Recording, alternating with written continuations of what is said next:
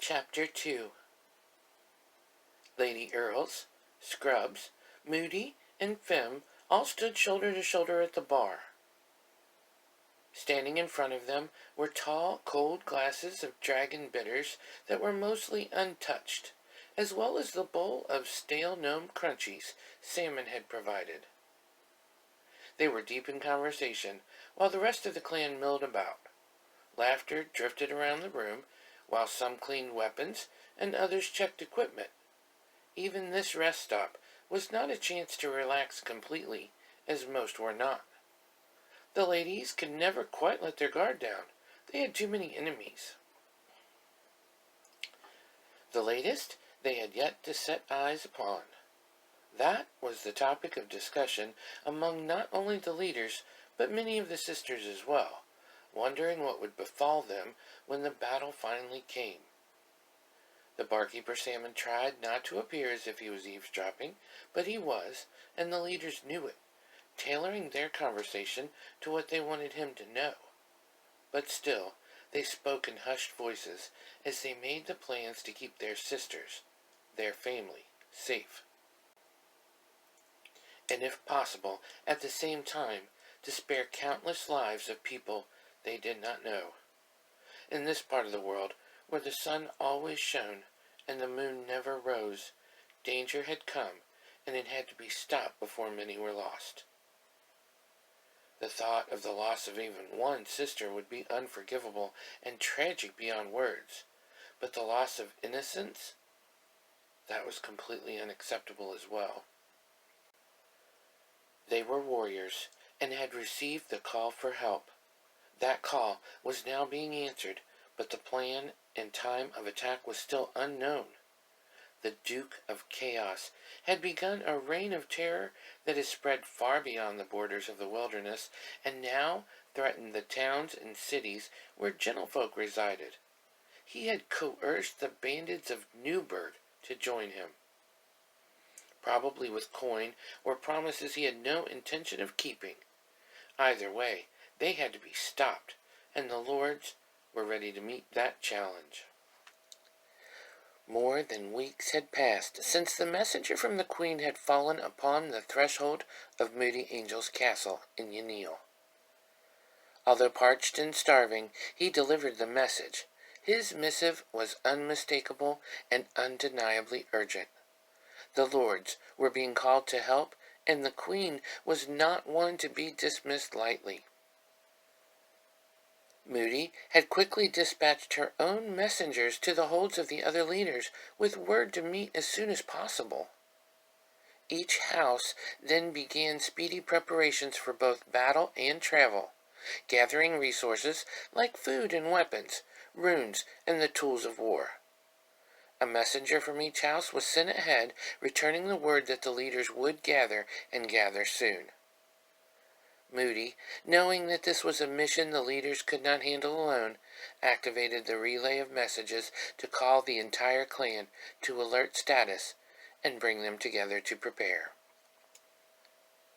As the leaders came together, the discussion began with Moody sharing what the Queen had asked of them, to rid Runescape of the Duke in whatever way they saw fit. They knew they had the force of power, the training and skill, the knowledge and mastership of their crafts. What they did not know exactly was what they were about to face. Fear was never a consideration, nor was declining the plea for help. Fem undertook the task of last-minute training, while Moody made sure the higher levels were stocked and prepared. Scrubs was busy with instructions for the newest members, while Lady made her notes to address the clan. Each leader knew her job, and they performed them well, playing off of each other while moving as a well-oiled machine. Two goals in mind: to meet their mission and help the Queen, while uppermost keeping the sisters safe. As dusk fell on their third night gathered together, the sisters gathered in the main hall of Moody's house, and as each of the leaders stepped into position around the marble fireplace, silence befell the group. Lady began to speak, and all sisters listened. Thank you to each one of you for answering our call to battle. It has been quite a while since we have summoned you for such a momentous task, and for that reprieve we were so thankful. But now we have been brought into the midst of a challenge the likes we have never seen. A shadow is crossing this land we love, a darkness smothering the realm we have chosen to protect and call our own. Never have we retreated, never have we refused, and we shall not start now. We have prepared for this day in our training and in our minds and in our sisterhood. We have made ourselves ready for this and so much more. My faith in our abilities is strong. My knowledge of our ties is stronger still. Oh, our skills may be great and of legends, but our kinship is a force to be reckoned with and is the bind that feeds this force. She looked around the hall, meeting each woman's eyes. Each of us, as we stand on our own, is a strong woman with talents and skills defined to each individual. Then, as we come together, as we stand shoulder to shoulder and back to back, our energy combines and our might becomes great. With this power, we can achieve much, and we shall defeat this and any foe. We shall strike him down and his allies with him. Our enemy is the Duke of Chaos, a vile fiend who should not be underestimated or underrated. He has gathered to him the worst our land has to offer, and together they are raping this province we value so strongly and slaughtering our kin. The flow of destruction is flooding Runescape and will now be stopped and stopped by us. As Lady had continued speaking, you could see the pride grow in the room. It was almost palpable. The day of the Lord's is here, our time has come, and we shall meet this challenge head on. Leave your fears behind and gather your courage. Stand proud with your sisters, and let us erase this scourge from the history of our world. Let the spies hear my words, and forward them to their evil master. The Lords are coming for you, Duke, and fear should take root in your soul.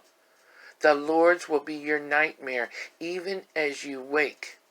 The Lords will be victorious. As Lady had spoken, Moody, Fem, and Scrubs had moved closer behind her, showing their support. And as she had spoken, each woman present had unconsciously drawn themselves up, standing tall and proud, showing themselves as the warriors they are. When Lady grew silent, the hall erupted with a fierce battle cry. Nearby villagers heard the sound and knew from where it came. They were comforted by it. In more than one house, a husband and wife looked at each other and nodded. The Lords had come to help them, and all would be well. After that meeting, the preparations were completed swiftly. Supplies were ready, and so were the Lords. As Lady took her place at the front of the parade column, the energy was thick, and the excitement was high. As each leader filed into place behind Lady, and each sister behind them, the silence settled over the group. As they waited for orders to move, you heard armor and swords clinking, and the soft mewing of the cats, and yet you heard not much else. Then softly at first, growing gently and slowly, unrecognizable to unfamiliar ears, you could hear them chant. Louder and stronger grew the word, each woman speaking with force and clarity, with passion and pride, one single word that was summing up what was precious to them this day, the bind that would forever hold them together, one single word that to so many was just another word, but to them was everything. And as Lady put her first step forward into an unknown and overwhelmingly dangerous journey, their voices grew until that word was unmistakable. And knowing that they would not be defeated, but would emerge from this task triumphant, Lady allowed herself to form that word as well. And she smiled. Lords, lords, lords.